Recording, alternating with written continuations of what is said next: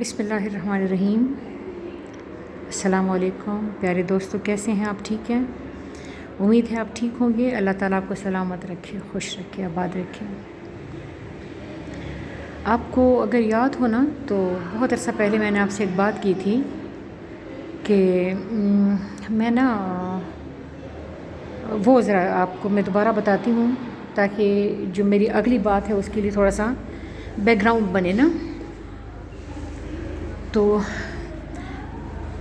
میں نے آپ کو بتایا تھا نا کہ بہت عرصہ پہلے when I was kid تو میں اپنے فادر کے ساتھ، اپنے داجی کے ساتھ ایک ندی پہ جایا کرتی تھی، اور اس ندی پہ جانا وہاں اپنا، کیونکہ داجی کو جانور رکھنے کا بھی شوق تھا، اور داجی جن کے غصے کے اور تیز تھے اور کرپٹ بالکل بھی نہیں تھے، تو اکثر سسپینڈ لائف گزارتے تھے، سسپینڈ ہوتے تھے، پھر اس کے بعد پولیس ڈپارٹمنٹ دوبارہ ان کو بلاتی تھی، اور زندگی ان کی اسی طرح جیسے میری ہے، بس اسی طرح، اس سے کہیں زبردست مطلب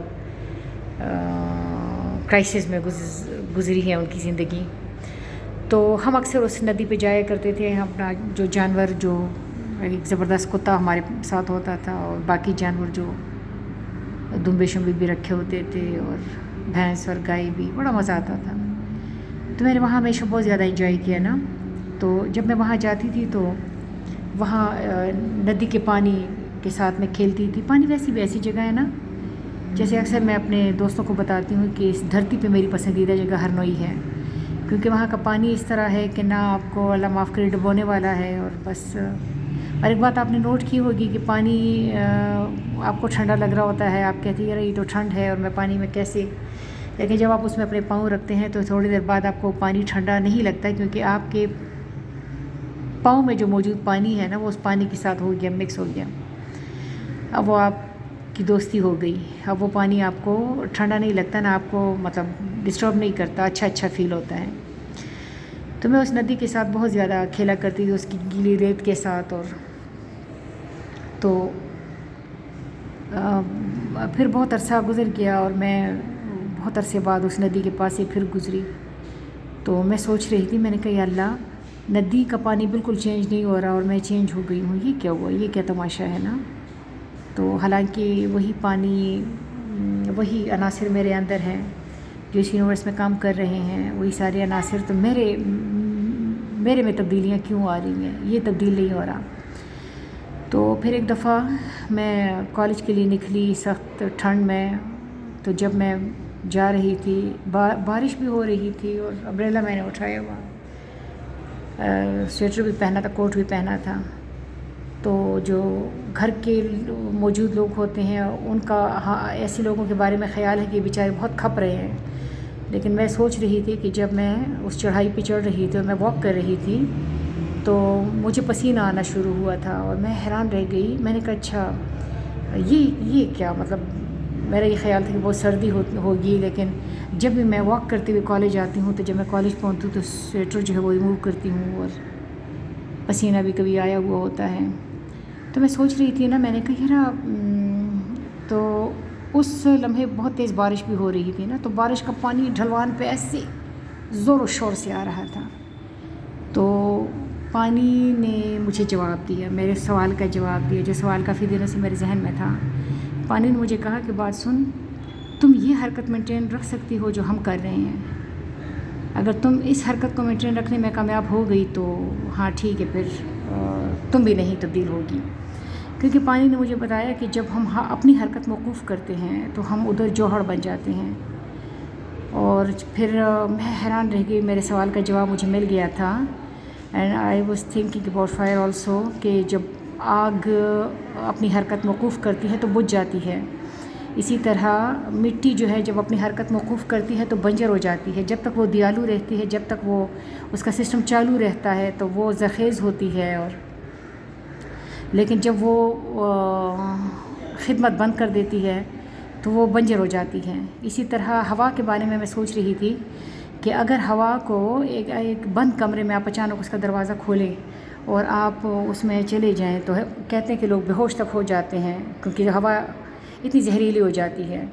تو آپ کو اپنے جانے سے پہلے تھوڑا سا دروازہ کھول کے اور کھڑکیاں کھول کے اس کی حرکت کو وہ کرنا ہوتا ہے نا. تو مجھے پھر سمجھ آ گئی، میں نے کہا یا اللہ، جہاں آپ کی حرکت موقوف ہو جاتی ہے نا، وہاں پر آپ وہاں پر آپ بیکار ہو جاتے ہیں. تو یہ بات دوبارہ آپ سے کرنے کی ضرورت کیوں پیش آئی؟ 2 باتیں ہیں. میں نے پچھلے دن ایک اسٹیٹس لگایا تھا موبائل پہ کہ جو ہی میں موبائل رکھتی ہوں نا، میں ٹھیک ہو جاتی ہوں، میں فروٹفل ہو جاتی ہوں، میری زندگی پیاری ہو جاتی ہے. مطلب میں اب میں لمبی چوڑی نصیحتیں نہیں کرتی کہ یہ کرو وہ کرو، یہ نہ کرو وہ نہ کرو، نہیں. اب موبائل رکھ دیں، صرف موبائل رکھ دیتے ہیں نا. پچھلے دنوں میں نے موبائل چارجنگ پہ لگایا اور وہ میں اپنے بستر پہ گئی اور لیٹ گئی. تو چونکہ میرے ہاتھ میں موبائل نہیں تھا تو میں تو کرسی پڑھنا شروع ہو گئی. پھر میں نے چاروں کول پڑھے، پھر میں نے اللہ پاک سے باتیں کی، پھر میں نے سرانے وہ ایک مطلب الماری میں کریم کی ڈبیاں تھی، تو پھر میں نے ہاتھوں کا مساج شروع کیا. اور پھر مجھے وہ ناول یاد آیا کہ جب میں چھوٹی سی تھی اور میں لیٹ جاتی تھی آیت الکرسی اور چاروں کول پڑھنے کے بعد، میں بہت دیر تک چف چف کرتی رہتی تھی. تو بلکہ کتنی دفعہ بیوے سے ڈانٹ بھی پڑی تھی اس پہ. تو مجھے وہ یاد آیا، وہ سارا کچھ مجھے یاد آیا، سارا کچھ بہت مزیدار لگ رہا تھا. تو جب میں نے موبائل رکھا نا تو میرا سسٹم بحال ہو گیا. اب موبائل میں ایسا کیا ہے؟ موبائل میں پتہ ایسا کیا ہے؟ موبائل آپ کی حرکت کو موقوف کر دیتا ہے. مطلب کبھی میرا دل کرتا ہے نا کہ میں حلوہ بناؤں تو میں کیا کرتی ہوں، میں موبائل اٹھاتی ہوں، اس میں حلووں کی ریسیپیز وہ انصار پتہ نہیں وہ کیا، وہ اللہ برکت دے آپ کے کھانوں میں، وہ جو اس طرح کہتے ہیں، وہ مزے کے حلوے پکاتا ہے. اس کے حلوے دیکھے، باقی حلوے دیکھے، پاکستان کے دیکھے، انڈیا کے دیکھے. حلوہ پکانے کا جو ٹائم تھا وہ میں نے حلوہ سیکھنے میں گزار دیا اور حلوہ پکایا بھی نہیں. پھر جا کے وہ میرا بیٹا کہتے ہیں نا مما آپ ڈنگ ٹپاتی ہیں، پھر ڈنگ ٹپانے والا کوکنگ کر کے یہ جا وہ جا. تو اسی طرح جب ہماری یہ کلاسز ہوتی تھی، آن لائن کلاسز، تو میں نے بچوں سے کہا، میں نے کہا یار گرلز میں آن لائن نہیں پڑھاؤں گی کبھی بھی. میں نے کالج والوں کو بھی بتایا تھا کہ میں آن لائن نہیں پڑھاؤں گی. اس کی وجہ یہی تھی کہ میں بچوں کو بتا رہی تھی، پتہ ہے آپ لوگوں کو، جب میں آپ کو آن لائن پڑھا رہی ہوتی ہوں نا تو میں الٹی لیٹ کے آپ کو پڑھا رہی ہوتی ہوں. تو بچیاں مجھے کہتی ہیں میم ہم بھی الٹی لیٹ کے آپ کو سن رہے ہوتے ہیں. تو جب تک آپ ادب آداب نہیں بحال رکھ سکتے، جب تک آپ وہ لین دین نا، جب تک آپ اپنے ایفرٹس نہیں لگاتے، تو تب تک آپ کیا اس سے کیا نتیجہ اخذ کر سکتے ہو.